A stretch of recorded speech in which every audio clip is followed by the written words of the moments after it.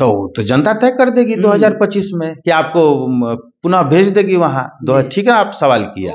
राजनीति की जो रेखाएं होती हैं वो सीधे नहीं चलती है, ऊपर नीचे सीधे है ना। मैं सांकेतिक का विश्लेषण मैं नहीं करूंगा, लेकिन मैं संकेत कर रहा हूं कि यह चुनाव उनके लिए और उनकी पार्टी के लिए संकेत है। क्या उनके दल में उनके लिए वे चारों एमएलए कभी काम किए थे? जैसे ही अमित शाह जी ने उनको टेलीफोन करके 11 सीट दिया, नीचे से तो राजनीति करके आए नहीं हैं। नमस्कार, स्वागत आपका लाइव बिहार में। मैं हूं आपके साथ है संजीव सिंह। कि इस साल बिहार में विधानसभा का चुनाव होना है और देखिए चुनाव को लेकर के तमाम जो नेता हैं वो बिहार घूम रहे हैं, चाहे मुख्यमंत्री नीतीश कुमार हो, तेजस्वी यादव हो, सभी बिहार घूम रहे हैं। देखिए इसी कड़ी में वीआईपी सुप्रीमो अगर मुकेश सहनी की बात करें तो मुकेश सहनी भी यात्रा कर रहे हैं, अपने समाज के बीच जा रहे हैं और देखिए तरह तरह का बयान भी दे रहे हैं। कभी कहते हैं 40 सीट पर लड़ेंगे, दबा थूकते हैं, तो कभी देखिए कहते हैं कि अगर हमारी सरकार बनती है, हम लोग सत्ता में आते हैं तो हम डिप्टी सीएम बनेंगे और आप लोग का काम जो है वो हो जाएगा। समाज के बीच बात करते हैं। देखिए इस मुद्दे को लेकर खास बातचीत करेंगे। हमारे साथ बात करने के लिए जेडीयू से प्रवक्ता है अरविंद निषाद जी, सीधे जुड़ते हैं, बातचीत करते हैं। क्या कहेंगे? अब तो मुकेश सहनी जी कह रहे हैं डिप्टी सीएम बनेंगे। इस देश के महान महर्षि थे महर्षि महेश योगी। उनका जन्म स्थलीय राज्य था मध्य प्रदेश और बाद के दिनों में संपूर्ण भारत और बाद में दुनिया के स्तर पर उन्होंने अपना आश्रम खोला। और जब उनके चाहने वाले, उनके अनुयायियों की संख्या बढ़ गई तो उनको ऐसा लगने लगा कि अब भारत की राजनीति में भी हमारी हस्तक्षेप होना चाहिए। तो उन्होंने अजय भारत पार्टी का निर्माण किया। यह 1998-99 का वर्ष है जब महर्षि महेश योगी जी ने अजय भारत पार्टी का निर्माण किया। और मुझे पूरी तरीके से याद है कि बिहार के लोकसभा चुनाव में उन्होंने अजय भारत पार्टी के तत्कालीन प्रदेश अध्यक्ष रहे महेश्वर सिंह को एक वायुयान दिया था प्रचार के लिए, और उसी वायुयान से पूरे बिहार के 40 लोकसभा, उस समय 54 लोकसभा था, अविभाजित बिहार में चुनावी प्रचार में उस वायुयान को लगाया गया। नतीजा जब आया तो उनके अजय भारत पार्टी के एक भी उम्मीदवार को जमानत नहीं बचा। तो मुझे ऐसा लगता है कि हेलीकॉप्टर पर घूम करके लोगों के बीच जाकर के स्वयं अपने पद की घोषणा करना और अपने बारे में बोलना, यह अति महत्वाकांक्षा को प्रदर्शित करता है। एक बार नहीं, कई बार वो कह चुके हैं कि मल्ला समाज का बेटा बनेगा, लेकिन अब तो कह रहे कि मैं बनूंगा, अगर सत्ता में आते हैं तो मैं डिप्टी सीएम बनूंगा और आप लोग का काम हो जाएगा। वही मैं कह रहा हूं कि यह अति महत्वाकांक्षा को प्रदर्शित करता है। तो मुकेश जी, मैं आपके चैनल में और आप ही के साथ कई बार वार्ता करते हुए मैंने कहा है कि उनके समक्ष यह चुनौती है कि पहले वो चुनाव जीते।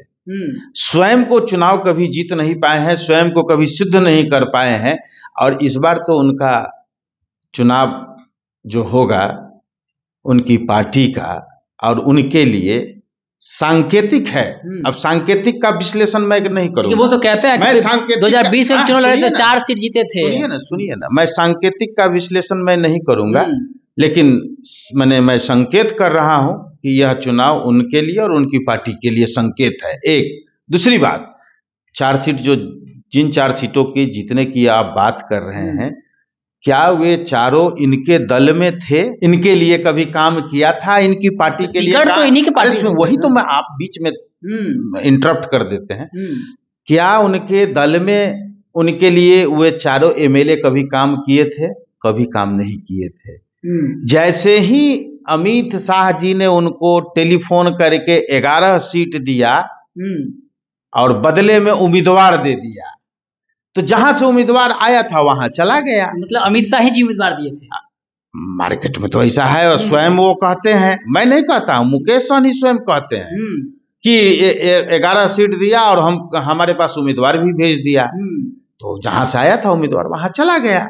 तो आगे क्या होगा नहीं होगा मैं इसके बारे में लेकिन नहीं वो कह बता रहे थे कि उस सकता। समय 4 विधायक हमारे पास था, अगर हम चाहते तो सरकार जो है बनने नहीं देते, लेकिन हमने सरकार का समर्थन किया, लेकिन हमारे साथ धोखा हो गया बाद में। अब उनके पीठ में खंजर पिछले बार भोंका जा रहा था, इस बार सीना में खंजर भोंका जाएगा कि क्या होगा नहीं होगा। अब समय आने दीजिए, तो इस पर हम लोग बातचीत करेंगे। और एक चीज और वो कहते हैं, पिछले बार 4 था, इस बार 40 हम जीतेंगे। हाँ, ये भी बोला जी। तो इस बार आप 40 जीतेंगे तो राजनीति में उनको नीचे से तो राजनीति करके आए नहीं हैं, ये लैंडेड पॉलिटिशियन के रूप में है, लैंड करके वो आए हैं। लेकिन वो तो राजनीति की जो रेखाएं होती हैं वो सीधे नहीं चलती है, ऊपर नीचे सीधे। ये जननायक कर्पूरी ठाकुर कहा करते थे, तो जननायक कर्पूरी ठाकुर जी कहा करते थे, भारत रत्न जननायक कर्पूरी ठाकुर जी। लेकिन चूंकि उनके युक्ति को, जननायक कर्पूरी ठाकुर के विचारों को, उनके संघर्षों को न पढ़ने का न जानने का उनको अवसर मिला, न जानने की कोशिश करते हैं, तो इसलिए वो कहते हैं, इस प्रकार की बातें करते हैं। वरना इस प्रकार की बातें वो नहीं करते हैं। जो गंभीर राजनीतिज्ञ होता है, जो पार्टी संगठन का काम करता है, जो चुनाव की तैयारी करता है, वह इस तरह की अनावश्यक बातों को नहीं करता है, गंभीरता के साथ पार्टी संगठन में काम करता है, अपने समर्थकों के बीच जाता है, जिला में जाता है, प्रखंडों में जाता है, पंचायतों में जाता है। लेकिन इस तरह की कोई गतिविधि उस पार्टी, उस नेता का नजर नहीं आता है, सिवाय अपने पद। और इस बार एक और मैं देख रहा हूं, अपने भाई संतोष सहनी को भी उम्मीदवार बनाने की चर्चा सोशल मीडिया में चलाई जा रही। हाँ, चलाई जा रही है। अभी देखिए, अभी नकलची हो, डॉक्टर लोहिया कहा करते थे कि जब नीची जाति के लोग, मतलब उनका बैकवर्ड कम्युनिटी के लोग जब ऊंची कुर्सी पर जाते हैं तो नकली द्विज की तरह व्यवहार करने लगते हैं, ये उनका कहना था। तो उसी प्रकार वो अन्य पार्टी के नेताओं को देख करके, परिवारवाद को देख करके, लालू प्रसाद जी को देख करके इस प्रकार का नकल करने का प्रयास कर रहे हैं। लेकिन मुकेश सहनी कहते हैं कि मेरे पास क्या चीज कमी था, हम तो फिल्मी दुनिया में थे, पैसा तो कमा रहे थे, मेरे पास पैसा कोई कमी था ही नहीं, लेकिन हम अपने समाज के लिए आए, समाज के लिए आवाज उठाने के लिए आए, रक्षण दिलवाने के लिए आए। तो जनता तय कर देगी 2025 में कि आपको पुनः भेज देगी वहां। ठीक है, आप सवाल किया, जनता तय कर देगी कि उनको कहाँ रहना है, इससे ज्यादा मैं नहीं कहूंगा।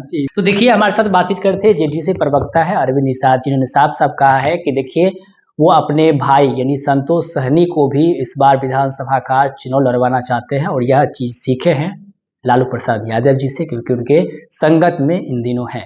तो वही देखिए 11 सीटें मिली थी, और 11 में से 4 सीट जो है जो जीते थे वो किसका था, उसके बारे में भी जिक्र कर रहे थे। और साथ ही साथ डिप्टी सीएम बनने की जिस प्रकार से बात कर रहे हैं, और कह रहे हैं 4 नहीं इस बार 40 जिताइए, इस पर भी अपनी प्रतिक्रिया दी है। तमाम सवाल का जवाब देते हुए क्या कुछ कह रहे थे वो आप सुन रहे थे। आप भी अपनी राय प्रतिक्रिया हमें कमेंट्स के माध्यम दे सकते हैं। आप देखते लाइव बिहार। आप सभी का बहुत बहुत धन्यवाद।